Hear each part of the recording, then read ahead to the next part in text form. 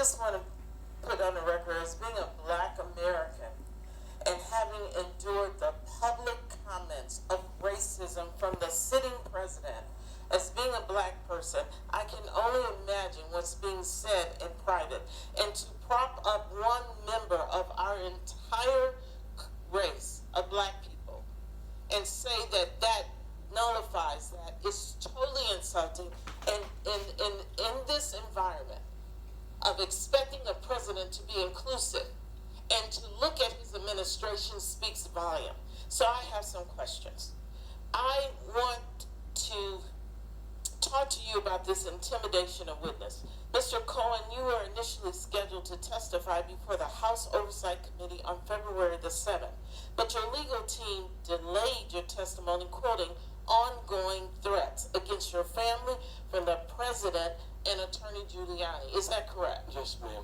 And then on November 29th, after you admitted that the president's negotiations over a real estate project in Russia continue well through the summer before the 2016 election, President Trump called you, quote, a weak person and accused you of lying.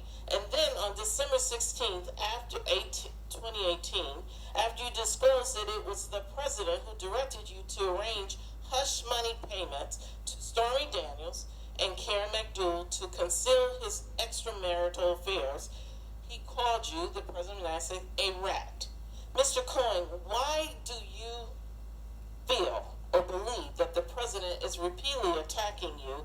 You are stating that you feel intimidated, asking us to protect you, following your cooperation with law enforcement.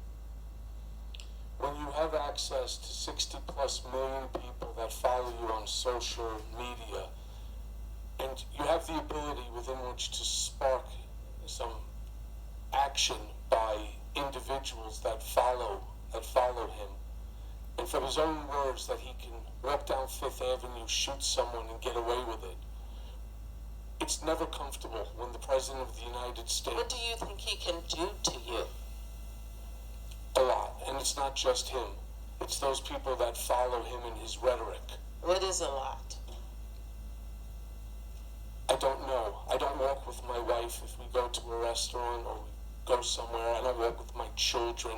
I make them go before me because I have fear, and it's the same fear that I had before when he initially decided to drop that tweet in my cell phone. I received some, and I'm sure you'll understand, I received some tweets, I received some Facebook Messenger, all sorts of social media attacks upon me, whether it's the private direct message that I've had to turn over to the Secret Service because they are the most vile, disgusting statements that anyone can never receive, and when it starts to affect your children, that's when it really affects you.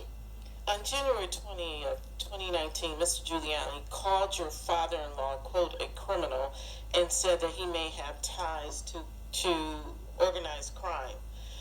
Mr. Cohen, do you believe that the president, Mr. Giuliani, publicly targeted your father-in-law as an effort to intimidate you? Can you elaborate? Why is your father-in-law being pulled into this? I don't know the answer to that. My father-in-law was in the clothing business. Came to this country because they begged in the 1972-73 the expulsion of Jews from the Ukraine. He came here to this country. He worked hard, and he's now enjoying his retirement. Never in my life did I think that Mr. Trump would do something so disgraceful. And he's attacking him because he knows I care about my family. And to hurt me, he's trying to hurt them. Interestingly enough, my father-in-law's biggest investments happen to be in a Trump property.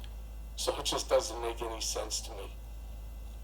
I want to be clear, any efforts to prevent a witness from testifying in front of Congress is against the law. I want to be real clear about that.